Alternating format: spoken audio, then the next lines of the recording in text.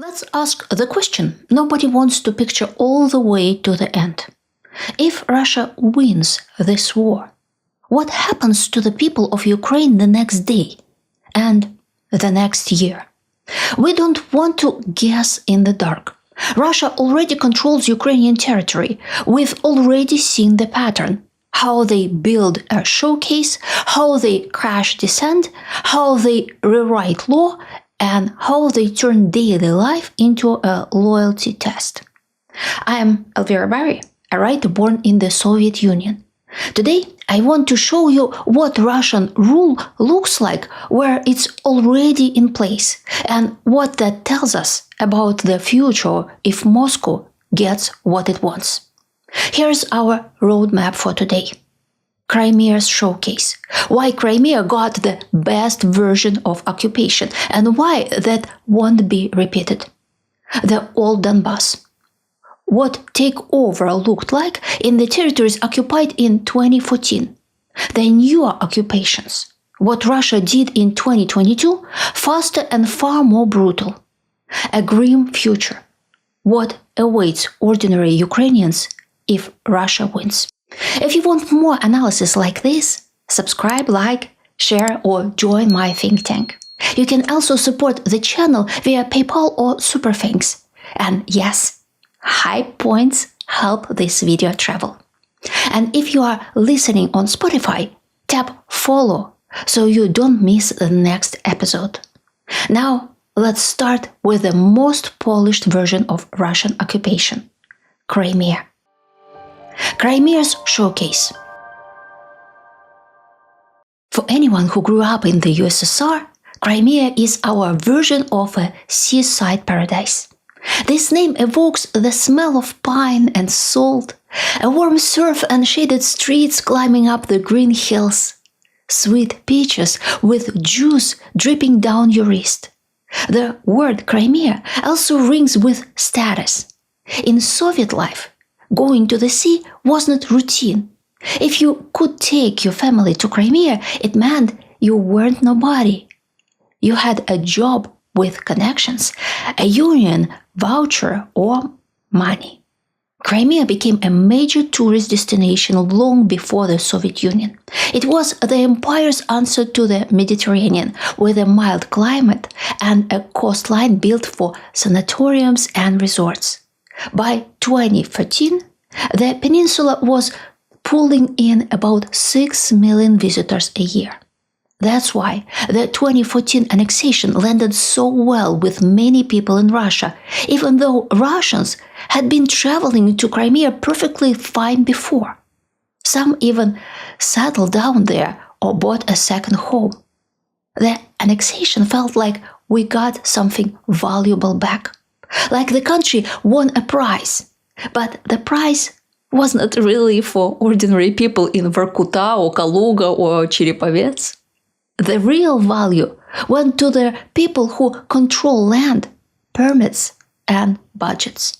Since the peaceful annexation in March 2014, Crimea was treated as a showcase, a proof that annexation can be made normal, a proof that the world can rage, sanction, condemn, and life will still go on, even better than before, under Russia's rule. So yes, Russia built things. The Kerch Bridge alone was priced around 228 billion rubles or $3.7 billion. There were new roads, new terminals, new facades. The Russian government also kept pumping money through long federal programs meant to develop Crimea and Sevastopol. But every showcase was a backdoor. And if you step through it, you meet the real logic of occupation. Start with politics. Crimea did not become a loyal region because people changed their minds. It became quiet because dissent was made dangerous. The freedom of speech in the peninsula is non-existent, as is normal civic life. Everyone who disagrees with the official stance is treated as a criminal and persecuted. For example, Russia banned the Majlis, the representative body of the Crimean Tatars, a native people of the peninsula. Under Ukraine, their culture, language, and self-governance as an ethnic minority were protected, but Moscow branded the Majlis extremist. Human rights monitors have documented years of raids, pressure, and politically motivated persecution aimed at critics, journalists, and Crimean Tatar activists. Many of them received outrageously long sentences. There's a face to this. Ramzi Bekirov was a citizen journalist linked to the grassroots initiative Crimean Solidarity. He covered searches and trials. He helped families of detainees. He was arrested after a search and later received a 19-year sentence. That's what stability can mean in Crimea. The street looks calm, but the people who speak out get removed. Then there's the everyday economy, the part that does not fit the brochure. Tourism was Crimea's strongest industry. After annexation, the number of visitors plummeted because a huge share of tourists used to come from mainland Ukraine. Moscow tried to patch the hole with pressure and subsidies. State companies were nudged to buy Crimean package tours for tens of thousands of employees. A vacation in Crimea campaign pushed semi-compulsory government-subsidized trips. Over time, the best customer became security services officers. They had money to spend, and they aren't allowed to spend vacations outside Russia. Crimea briefly hit a domestic peak in 2021 when pandemic closures helped drive a record 9.4 million summer visitors.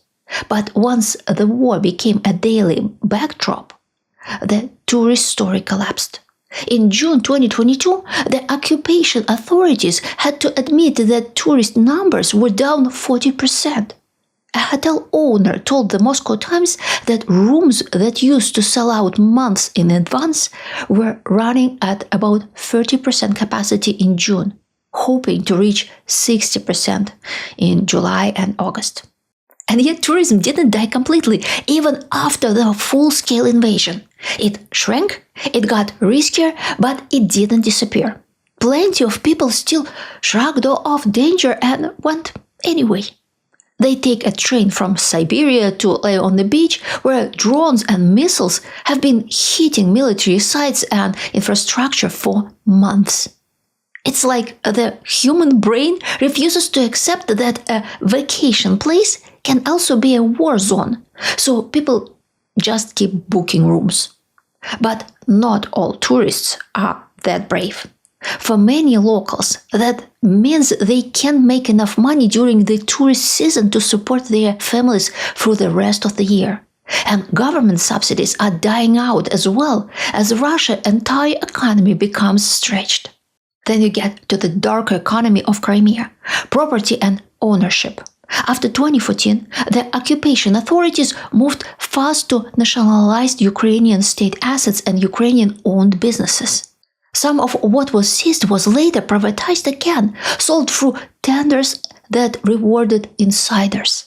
One investigative report counted 967 land tenders from 2014 to 2022, with property sold for more than 27 billion rubles in starting prices. Another example shows how it worked in practice. The famous Novy Svet sparkling wine plant was effectively confiscated and re-registered as a state unitary enterprise under the Crimean authorities. For ordinary people, this wasn't abstract geopolitics. It changed what law even meant. Your Ukrainian document stopped being proof of anything, and your ownership started depending on whether the new system recognized you.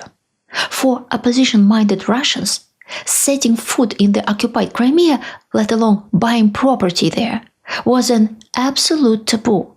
But plenty of people weren't so careful. They saw low prices and grabbed what looked like a once-in-a-lifetime deal. Around $50,000 for a seaside apartment. Of course, it was bought on credit because who has that kind of cash lying around? Then The full-scale war started, and suddenly it was not a smart investment. It was a trap. The loan stayed, but using the apartment became difficult or impossible. I know a woman who fell into this trap. She was happy with her Crimean property for a few years, but the full-scale invasion changed everything. She was left holding an illiquid asset that no one wanted. At first, she hoped the war would end quickly in Russia's favor. She even supported the invasion online, in front of her 5-digit followership. When she realized that quick victory wasn't coming, she went quiet and deleted those posts. And underneath all this, the population has been changing. Hundreds of thousands of Russians have moved to Crimea since 2014, while large numbers of people left, including many Ukrainians and Crimean Tatars. Even basic resources show how fragile the story is. Water has been Crimea's chronic vulnerability for years. Local water sources can't completely cover demand. Before annexation, the peninsula was supplied with Dnipro water through the North Crimean Channel. Afterwards, Moscow blamed water shortages on Ukraine, who cut off the supply. At the same time, little was done to find and develop other sources, or to transport water more efficiently. The evil regime in Kiev is making you suffer story was propaganda gold.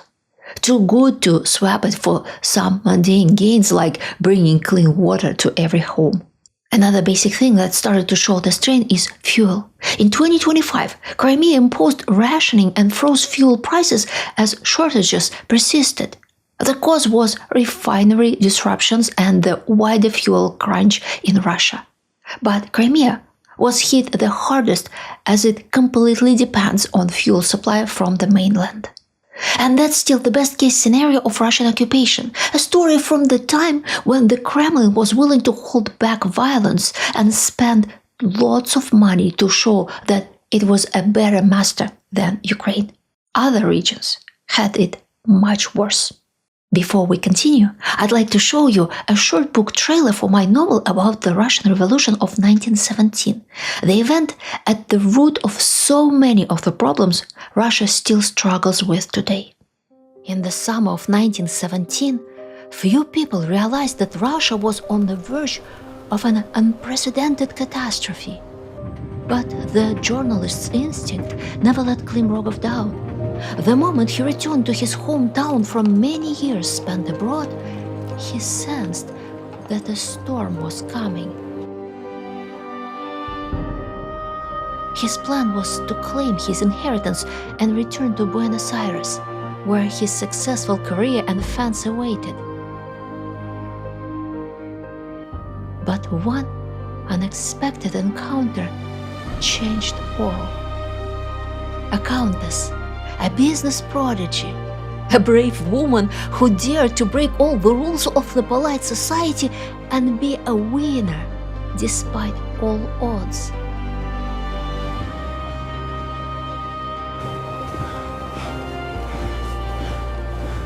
Krim just could not let her behind, and she refused to leave her business and family and follow him for Argentina. So he stayed with her to be an eyewitness of Russia exploding with power so mighty it would change world history forever. Russian Treasures, a story of survival, the most brutal civil war Europe ever saw, and the dawn of the communist state.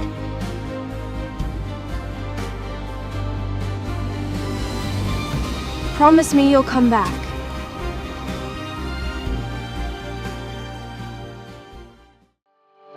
The Old Donbas. Donbas was built as a Soviet industrial project. The state poured money into coal, steel, machine building, and chemical industries, so the region looked developed in a very Soviet way. Big plants, big payrolls, big cities designed around one employer. and well-stocked stores. After 1991, it turned out that a lot of that industrial wealth only worked inside a protected, captive market. When that market collapsed, Ukraine faced a brutal choice: close mines and plants and create mass unemployment, or keep them alive with subsidies. It chose subsidies, huge ones, especially around coal. That kept towns functioning, but also locked in corruption, arrears, black market, and illegal mines with horrible working conditions. In the 2000s, high global metal prices and strong steel exports helped parts of Donbas feel relatively prosperous, even if that prosperity was uneven, fragile, and tied to a few sectors that could crash fast. Still, Donetsk was the second richest region in Ukraine by GDP per capita, behind only Kiev. The regional capital, Donetsk city, was known as the City of Roses, very clean, well-maintained, with wide avenues and beautiful flower beds. Many locals took pride in how well they did compared with the rest of Ukraine. Local identity and politics were complicated. Donbas was heavily Russian-speaking due to Soviet-era migration, and language status was politically charged there. Relations with Kiev were often tense, not because people hated Ukraine, but because the region's economy depended on state subsidies. When national politics kept swinging between competing visions, people in Donbas saw it as a threat to their personal safety and well-being. That's where Moscow moved in to play on these concerns, amplifying them. You feed the country, but you are not respected. Kiev will close your mind. The state will ban your language. Russia is richer, so you'll be better off. This speech sounded plausible to those whose life was tied to one plant and one paycheck. At that time, Russia was, on average, about 3 times richer than Ukraine. But occupation didn't bring a better life. It brought dependency, coercion, and economic decline. In 2014, Russia sent people and weapons to fight in Donbas against Ukraine, but spent years pretending it was a folk uprising of miners and tractor drivers who somehow acquired armored vehicles and missiles. Even after investigators piled up evidence of Russian involvement, the official line stayed the same. It's not us. The troops are not ours. Later came the slower normalization of the lie. Putin acknowledging Russian military specialists in eastern Ukraine. Inside Russia, it was sold as "we don't abandon our own." On the ground, it looked like an occupation and a quiet population swap. Many younger people left because there was no future to build. The people who stayed were often the true believers of Russian Spring, plus pensioners who couldn't move. And in came waves of temporary workers, security men, and soldiers, people earning money in a place that increasingly functions as a military hub. In the so-called Donetsk People's Republic and Luhansk People's Republic, puppet states that existed between 2014 and 2022, the state became the main employer and the main payer. Local budgets leaned heavily on Russia, most of all energy support that kept the lights on even as the real economy shrank.